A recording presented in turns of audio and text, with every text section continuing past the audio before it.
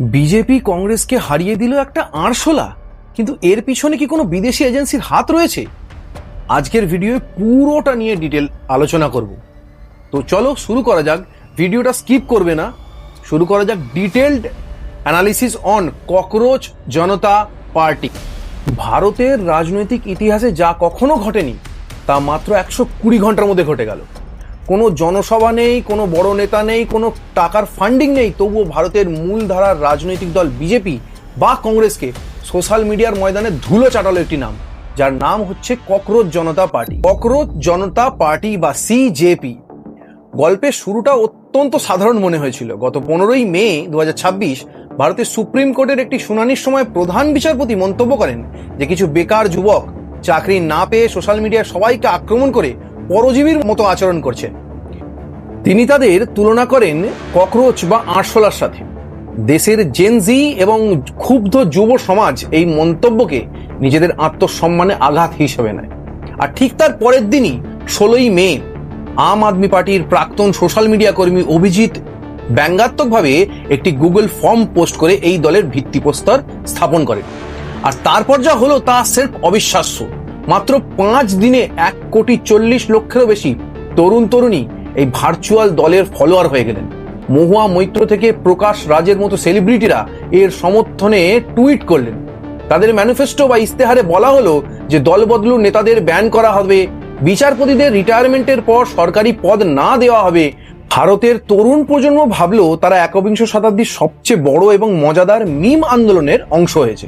কিন্তু এখানেই তারা জীবনের সবচেয়ে বড় ভুলটা করে বসলো। কারণ যে আরশোলাকে তারা সেফ একটা মিম ভাবছে, তার পিছনে লুকিয়ে আছে এক ভয়ঙ্কর আন্তর্জাতিক মগজ ধোলাইয়ের ব্লুপ্রিন্ট, আমেরিকান ডিপ স্টেট এবং কালার রেভলিউশন। জানেন তো, জিও পলিটিক্সের একটা গোল্ডেন রুল আছে, ইন্টারনেটে কোনো কিছু হঠাৎ বা এমনি এমনি ভাইরাল হয় না। আপনি কি সত্যি বিশ্বাস করেন যে মাত্র 5 দিনেই 1 কোটির বেশি মানুষ সম্পূর্ণ অর্গানিক উপায়ে একটি পেজে চলে এসেছে? প্রতিরক্ষা বিশেষজ্ঞরা বলছেন এটি কোনো সাধারণ ক্ষোভের বহিঃপ্রকাশ নয়, এটি আসলে ভারতের বিরুদ্ধে পরিচালিত একটি সুপরিকল্পিত আমেরিকান ডিপ স্টেট কনস্পিরেসি বা বিদেশি ষড়যন্ত্র।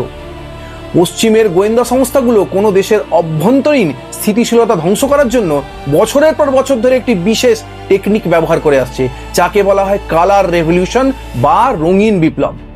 ইউক্রেনের অরেঞ্জ রেভলিউশন, লিবিয়ায় গৃহযুদ্ধ, কিংবা অতি সম্প্রতি আমাদের প্রতিবেশী বাংলাদেশে যা ঘটেছে, তার প্রতিটা স্ক্রিপ্ট এক।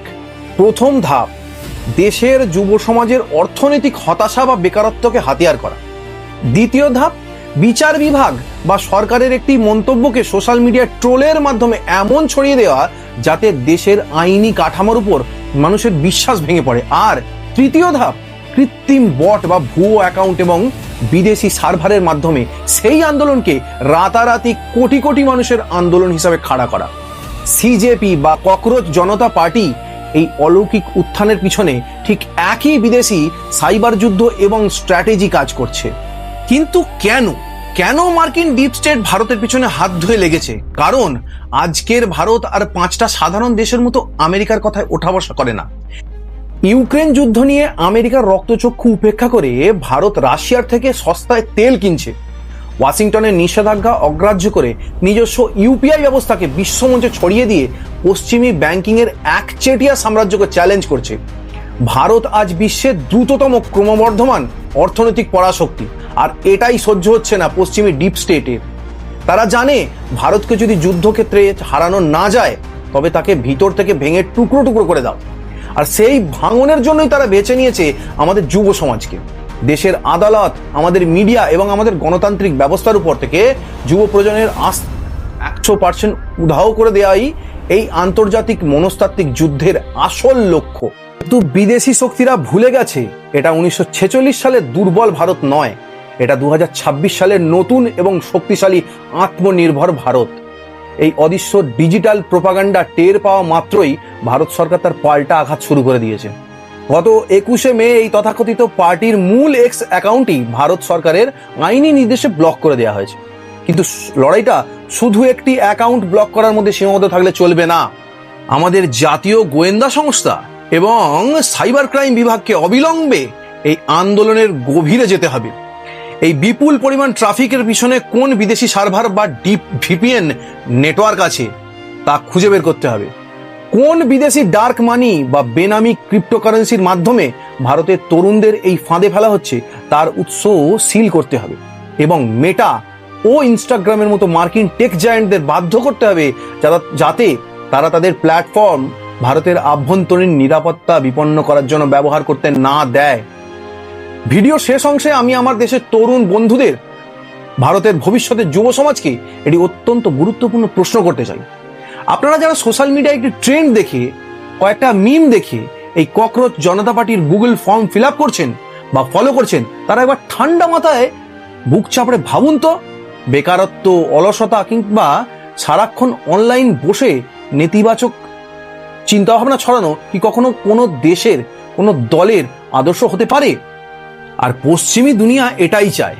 তারা চায় ভারতের যুবশক্তি ফেসবুক, ইনস্টাগ্রামের স্ক্রিনে মুখ গুঁজে অলস হয়ে বসে থাকুক, নিজের দেশ আর মাটিকে গালি দিক। কারণ ভারতের তরুণ প্রজন্ম যদি একবার নেতিবাচকতার অন্ধকূপে হারিয়ে যায়, তবে ভারতের বৈশ্বিক উত্থান থমকে যাবে।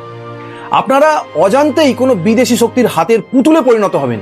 যে যুবশক্তি আজ স্টার্ট আপ তৈরি করছে, মহাকাশে চন্দ্রযান পাঠাচ্ছে, দেশকে বিশ্বমঞ্চে নেতৃত্ব দিচ্ছে, আমাদের ফোকাস এবং শক্তি সেই পজিটিভ ভারতের দিকে হওয়া উচিত। রসিকতা করুন, কিন্তু রসিকতার আড়ালে নিজের দেশের সম্মানকে বন্ধক দেবেন না। এই ডিজিটাল আরশোলা বাহিনীর ছড়ানো বিষাক্ত প্রপাগান্ডা রুখে দিন। মনে রাখবেন, এই দেশটা আমাদের, আর এ সুরক্ষিত রাখার দায়িত্বও আমাদের। জয় হিন্দ, বন্দে মাতরম, ভারত মাতা কি জয়, জয় জয় শ্রীরাম।